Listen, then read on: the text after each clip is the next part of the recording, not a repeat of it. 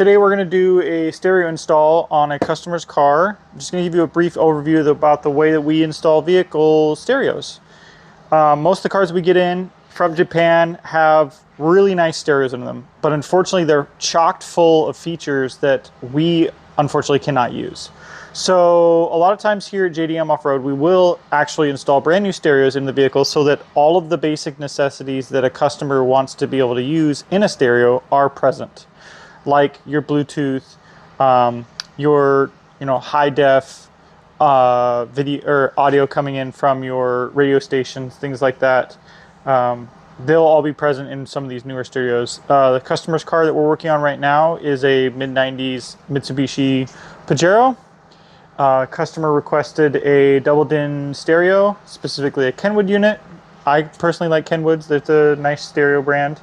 The unit that we're going to be installing is a DMX 7709S. Along with the unit from our local stereo supplier, we also picked up a harness. This is a mid-90s Mitsubishi harness. It's two parts. There's a main harness that has a lot of your stereo controls, and then there's a secondary harness that is most of your speaker wires going to this unit. So that's nice. Always shop local. As for tools, I personally like these wire strippers, the ones that auto adjust. You can set how much you are wanting to remove as far as the insulation, and then it auto ejects as well. A screwdriver. Most of the panels in the interior will need to be removed so that the stereo can be installed. There's also the hard bracket that will attach to the sides of the stereo itself. That will have to be screwed on. And then this is a crimping tool. This will automatically crimp only to what it needs to, and then it will release. As far as the crimps we're going to be using, we're probably going to be using a lot of these single-sided butt connectors. And that is used so that everything kind of stays together. Make sure every time you crimp, you make a connection. You're always testing it afterwards. Some people like to solder. Solder is also a good option, but as far as just doing it dry with very little other stuff, I could be doing this in a garage. I could be doing this in the field. This is the way that I've been doing it for quite a long time. No problems. So let's open up this stereo. Straight away, right off the top, we're going to see the stereos harness. We're going to use this in combination with this to make all that work. We have a GPS unit. We have a microphone. This is a trim bezel. Sometimes these are needed, sometimes these are not needed. Some additional hardware, thanks Kenwood. Some keys for pulling the stereo out of the harness. Additional grounding wires stuff. Sometimes those are needed if there's a video playback. You'll need to engage that into your handbrake so that you can watch video only when the handbrake is engaged. Stereo itself, nice little unit, not too deep, not too heavy. Looks like we have the stereo bracket all the way around it.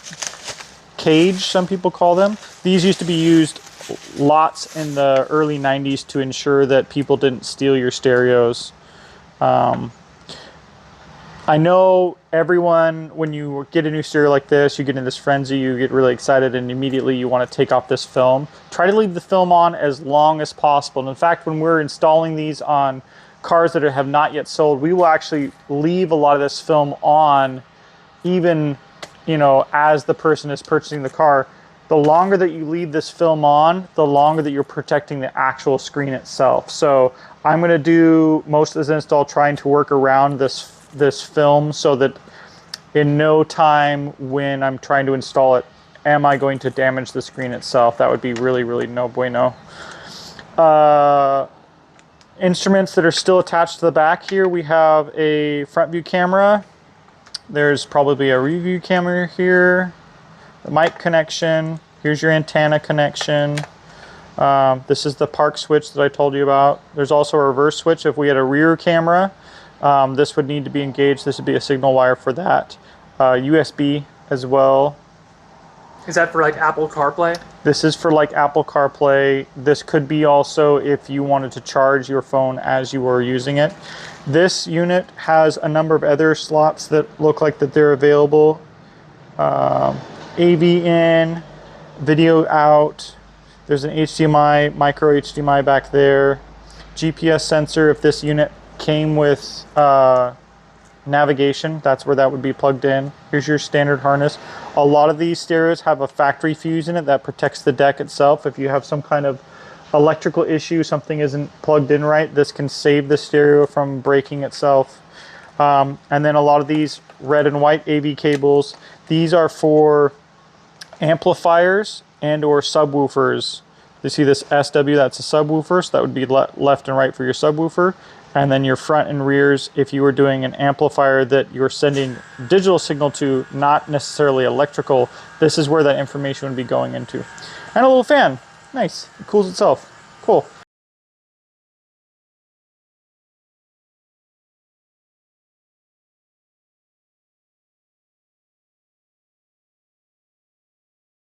Okay, so I've got all my stuff lined out here. This is pretty common, and you know, keeping your workspace organized and keeping your objects that you're working with organized is pretty paramount. This is the harness here. It looks like a little starfish, but here's the harness for the back of the stereo, and then here's the harness that goes to the car. I've organized these into colors. This Mitsubishi has two separate harnesses, and one harness is just all the grounds. So I've matched that colors up with their corresponding positives too. So we have a gray, a green, and a purple, and a white. These, I know from experience, all these colors are actually your speaker wires. So you'll have a front pair and then a back pair. And then these other wires over here, this is your illumination, your constant power, your remote power, and then sometimes this blue cable is used for an accessory that turns on and off. Here we have the corresponding colors, your purple, your gray, your white, and your green. So those will be matched together. Your red, your yellow, this is your ground. Taking and using this tool right here, I'll demonstrate. So this has an actual cutter on the bottom. So I'm going to cut this wire. This would be the same way that you got it from the factory or from the person that you bought it from. And then I'm going to use this, goes right through the middle. I've already preset this for my depth. It's going to cut and eject the end off. So now this is ready. This is my preset. That's how much I wanted bare wire exposed. You don't want too much bare wire exposed, because if you get into a situation where you're using a plug and you have exposed wires after you've already put your plug on. So if I was to demonstrate, if I was to pull this much wire off and have this much blank insulation available to see bare wire exposed, if that's how much bare wire I had exposed, and I put this cap on the end, all of that bare wire can actually end up causing me a fault. This could rub up against something else that has a hot wire, or there's something behind the cage, something inside of the dash itself that I don't know that this could touch over bumps and bangs and everything. So we want only expose as much wire as absolutely necessary. If this goes on like that and all of that is closed off and not exposed, that's the way I want that to be. Now if I used this crimper tool, I know that this I'm going to be using is the red indication. Clip that all the way down. I'm going to pull on it. That wasn't enough. But maybe with two wires, if I was to take this one and put it together, these aren't necessarily the ones I want to put together, but just showing you example. These two, I've twisted them together, taking the exact same type of connection, putting that back on, crimping that again. Now when I pull it, I can't pull it off. That is what I want. That is a successful crimp. I've now made those two wires, as far as electricity is concerned, one wire. And so when electricity comes from your car through this jacket, it's going to run up this wire, come into this crimp, and then go down this wire into our stereo. I'm going to cut those back off because I don't want those together. That guy and this guy. See, now I know from experience that this black wire actually will need a different kind of connection on it, because this is a ground, and this ground needs to be added to the vehicle. This stereo might be needing a little bit more electricity going to it. And just like water, electricity needs just as much ground as it has electricity. So if you have a big power wire, you need a big ground. If you have a big ground wire, you should probably have a big power wire. Twist this on. Make sure I can see it from the other side.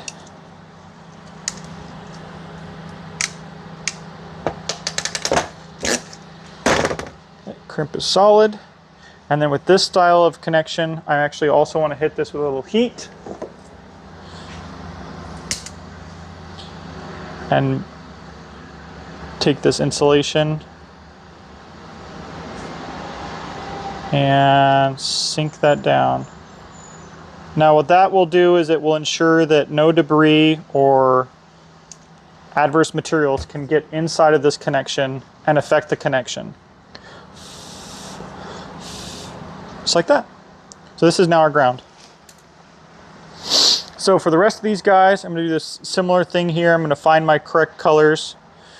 This purple has a black stripe on it. That means that that is the ground portion of that. So I'm going to take these two, put them next to each other, twist them together, just like you would with a wire nut in a house. So now that's together and as one. Take my connection here,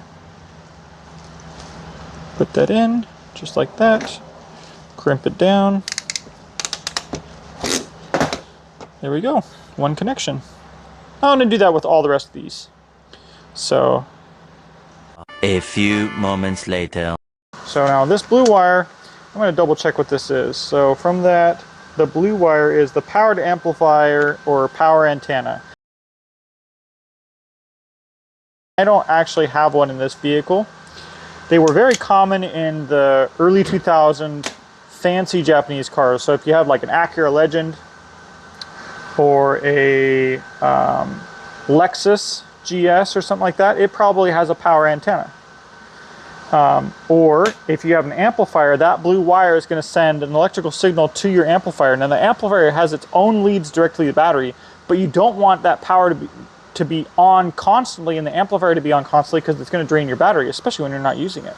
So this wire would send a signal to the amplifier to turn on once you started to try to use the stereo. So since we're not using that, everything else is connected.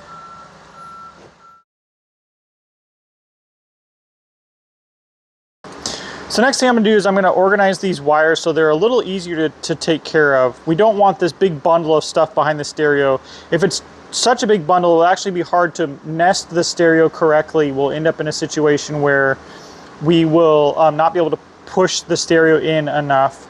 So what I'm going to do is I'm going to take some black electrical tape right here. You don't need a lot. We don't want a huge bundle, but we are going to just tape these into a way so that they're taken together, put together. There we go. Just a couple wraps. That's fine, just like that. There we go. So now that's going to be out of the way. It's still going to be okay. And I have plenty of room to access both sets of plugs. So then once again, this plug will go into the back of our stereo. Here, click. And then these will plug into the back of the harness that's still in the vehicle. And then we will have our connection for our antenna. I'm going to lace this through underneath somewhere, the kick panel, so that's accessible by the driver. We have our microphone that we will then thread through, and I need to find a place that I can attach a ground. And this is the microphone unit, right? That is not the microphone. This is the GPS unit, and that I will be finding a place on the dash to put. There's the microphone. Here's the microphone. And the microphone has two ways that you can attach it. It's just becoming a very popular microphone accessory. So the microphone itself has a clip. If you're doing this very basic, this can go onto an overhead visor, or sometimes there is a piece of adhesive here. This is like a inexpensive double-sided sticky tape. There's a little foam backing in it so that it can contour to some of the stuff. I'll put this somewhere that is discreet, but also somewhere that will be out of the way. We want basically line of sight to the microphone itself so that our voice can hit the microphone. But we don't want this to be in our way where we're going to be bumping it and hitting it consistently. If that happens, then what ends up happening is the microphone gets knocked down or the wire gets strained and pulled out, and we end up damaging the microphone that we want to be able to use.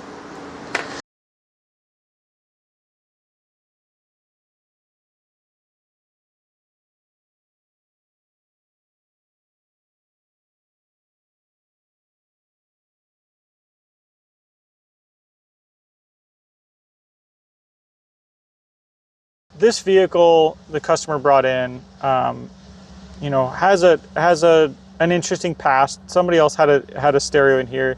They did some stuff I don't really agree with, but I'm not going to shame anyone. There's a lot of wires here that I've actually tested through. I don't know what they go to. They might have gone to something that's no longer in the vehicle anymore. Basically what I'm doing right now, I'm not actually going to cut them off because I haven't talked to the customer directly. I don't know if he knows what these are. What I am going to do is I'm going to wrap them up and push them out of the way. So they're still in the vehicle, but they're not in my way. Same with these guys right here. I thought at first maybe these were to another set of speakers or something in the back of the vehicle. Tested them out, nothing ended up happening. I didn't get any signal, nothing sparkled, nothing lit up. So once again, I'm just gonna take these, make a nice little bundle, use a little bit of tape, tape them so they're one little bundle instead of 9, and then I'm going to push them out of the way. And then what we have left is...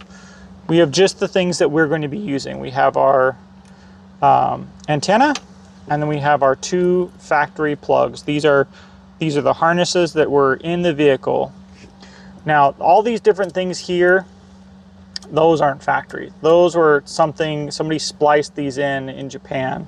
I'm not fond of these kind of connections either, but once again, I'm not laying shame on anyone for using them. I'm gonna leave them just the way they are. I don't want to end up having to take all these off, risk damaging the wires even more that they have been, and having to tape them all up so they don't interfere with each other. So we have a lot of room in here. I'm going to take this panel off on this vehicle because this vehicle, this double din area, I have to open this up so I can get to these 2 factory plates that will be used to bolt to the side of the new stereo. And I might clean this up a little bit more so that this looks like a true double din instead of 2 single dins that have been opened up. So we've laced some wires through here. It was kind of a little arduous task, but it always is. So we have our GPS, our microphone have been looped through. We've pushed them through into a way that they'll be out of the way for other people if they need to get in there to service something else. We have our main connector here for our harness. I'm going to connect these 2 plugs here. This is our factory harness conversion plugs. So one right there, nice click. Another one right here, nice click. I'm gonna push these up and out of the way. So now this will be just available for the stereo to be plugged in. And then our ground, I'm gonna find a ground spot back here. We've attached our plugs here. We've also attached our ground. Our ground has a nice little spot back here with a metal nut. You wanna make sure that when you are grounding stuff, you're grounding to metal, not to plastic. Not much ground happens when you're attaching to insulators. I have run the USB through a little kick wheel spot here, so this can be pushed up and through wherever the customer wants it to be. We're going to attach our plug to the back of our stereo. Down and through, just like that.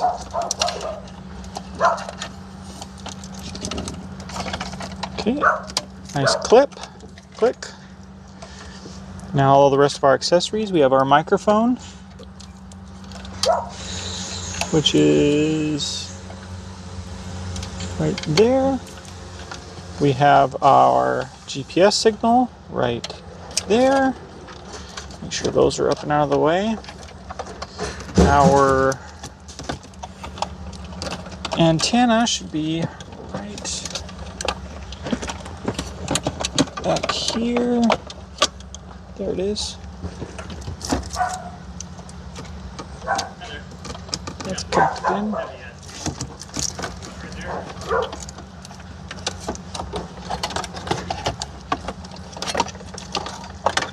Push all that stuff in the back out of the way. That's why we wanted those small little bundles. Okay. And there it is. Booting up. Exactly what the case was. I think it had to do with the waste management. So we got radio, there's Bluetooth, Apple CarPlay, and then lastly, while you have all your work, here in progress, be sure to check your fader. Check if the left, right, front, back speakers all work. And if any of them aren't playing, then you can get back in there, check your wires, and get everything sorted. Thanks for watching this video. Visit us at JDMOFFROAD.com. We are located in Everett, Washington. Find some more of our videos here. Thanks for watching.